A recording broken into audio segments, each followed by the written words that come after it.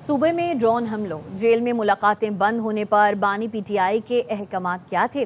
وزیر اعلیٰ خیبر پختونخوا اور مشعل یوسفزئی کے متضاد بیانات۔ بانی پی ٹی آئی نے میرے سامنے کہا ڈرون حملے ہوں تو آپ نے صوبے کو کٹ آف کر دینا ہے۔ مشعل یوسفزئی کا دعویٰ 10 اگست کو سہیل آفریدی دعوے کی نفی کر چکے۔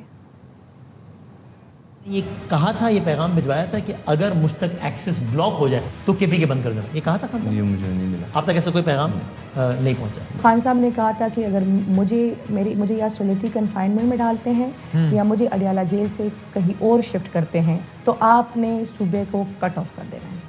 یہ بات آپ کے سامنے ہوئی ہے یا یہ آپ نے سنی ہے کسی سے؟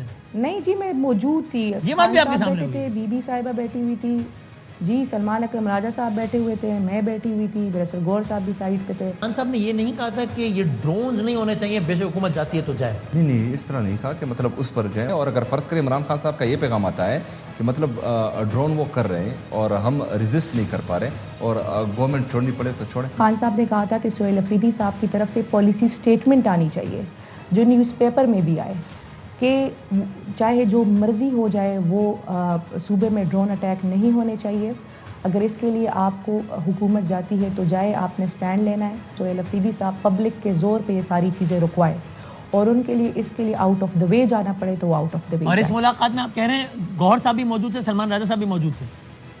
جی، میں نے سہیل آفریدی صاحب کو بتایا کہ خان صاحب کے یہ احکامات ہیں آپ کے لیے، اور خان صاحب نے کہا ہے کہ آپ نے ڈرون اٹیک پہ صوبے میں ڈرون اٹیک نہیں ہونا چاہیے، صوبے میں آپ نے ملٹری آپریشن کی اجازت نہیں دینی ہے، اور صوبے کے عوام کے ساتھ آپ نے کھڑا ہونا ہے۔